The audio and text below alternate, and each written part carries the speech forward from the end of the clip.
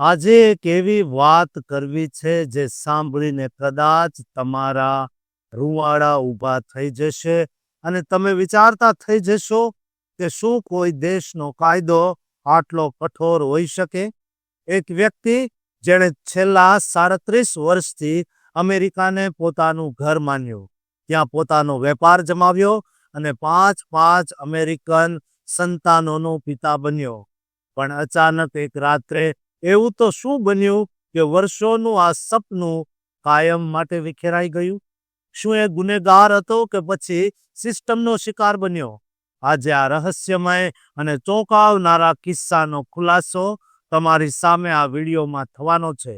તો વિડીયોને અંત સુધી જોવા વિનંતી. અને હા, હજુ સુધી તમે આ ચેનલને સબસ્ક્રાઇબ ન કરી હોય તો અત્યારે જ કરી દેજો. આ વાત છે 63 વર્ષના આસિફ અમીન ચિમાની, એટલે જેમને 1 જાન્યુઆરી 2026ના રોજ કડકડતી ઠંડીમાં શિકાગો એરપોર્ટ પરથી રાતોરાત તેમના વતન પરત મોકલી દેવામાં આવ્યા. આ એક એવી ઘટના છે જેમાં રહસ્ય એ છે કે તેમનો કેસ કોર્ટમાં પેન્ડિંગ હોવા છતાં અને તબિયત અત્યંત નાજુક હોવા છતાં તેમને વિમાનમાં બેસાડી દેવામાં આવ્યા.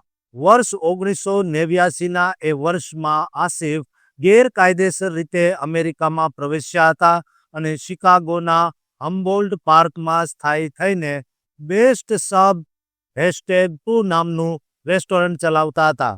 તેમને ક્યારેય કોઈ ગુનો કર્યો નહોતો અને તેઓ તો પોતાના ગ્રીન કાર્ડ ઇન્ટરવ્યૂની તૈયારી કરી રહ્યા હતા. પણ 17 સપ્ટેમ્બર 2025ના દિવસે ગ્રોસરી સ્ટોર બહારથી તેમની ધરપકડ કરવામાં આવી અને ખેલ બદલાઈ ગયો. 1993માં તેમના વિરુદ્ધ દેશ નિકાલનો ઓર્ડર આવ્યો હતો, પણ તેમના જૂના વકીલે આ વાત તેમને ક્યારેય જણાવી જ નહોતી. આસિફભાઈ હાર્ટ પેશન્ટ અને તેમને ડાયાબિટીસ તેમજ ગ્લાકોમા જેવી બીમારીઓ છે, કેન્સર પણ છે. પરિવારનો આક્ષેપ છે કે ધરપકડ દરમિયાન તેમને આંતરિક રક્તસ્રાવ થતો હતો અને કેન્સરની તપાસ બાકી હતી.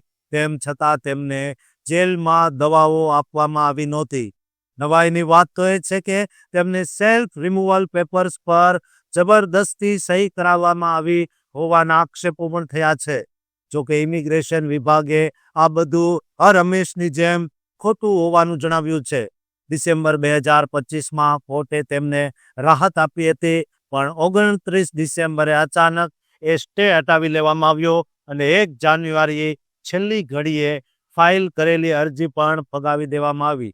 તેમની પત્ની ફારાદીબા અને દીકરીઓ રાબિયા અને હમના આજે લાચાર છે, કારણ કે તેમના વતનમાં હવે કોઈ જ વધ્યું નથી.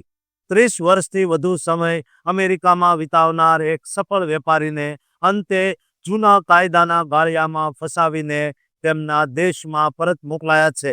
અત્યારે તેમનો પરિવાર GoFundMe દ્વારા મદદ માંગી રહ્યો છે અને કહે છે આ અંત નથી, પણ એક નવી લડાઈની શરૂઆત છે. આસિફ અમીન ચિમાનીની વાત અમેરિકાની ઇમિગ્રેશન સિસ્ટમની કઠોરતાનો જીવંત પુરાવો બની ગયો છે. મારી તમામ ગુજરાતીઓને વિનંતી છે કે તેમની પાસે જો અપૂરતા ડોક્યુમેન્ટ હોય તો ગમે તેમ કરીને ડોક્યુમેન્ટને પૂર્ણ કરે, કારણ કે અમેરિકામાં રહેવું હવે સલામત નથી. ભલે તમે વર્ષોથી અમેરિકામાં રહેતા હો, પણ હાલ આઈસ દ્વારા જે કાર્યવાહી કરવામાં આવી રહી છે તે ન તો વડીલ જુએ છે, ન તો બાળક જુએ છે કે ન યુવાની. એ ગમે તેમ કરીને બીમાર વ્યક્તિઓ સાથે પણ અત્યાચાર ગુજારવામાં કશું બાકી રાખતા નથી. આસિફ સાથે જે થયું તે યોગ્ય થયું કે કેમ? દોસ્તો, કોમેન્ટ બોક્સમાં જરૂર કહેજો. અને તમારો શું મત છે? તમારી આસપાસ પણ આવા વ્યક્તિઓ સાથે કંઈ અઘટિત થઈ રહ્યું હોય તો પણ અમને જણાવજો. અમે તેમનો અવાજ બનીશું. દોસ્તો, કોમેન્ટ કરજો અને ચેનલને સબસ્ક્રાઇબ કરવાનું ચૂકતા નહીં.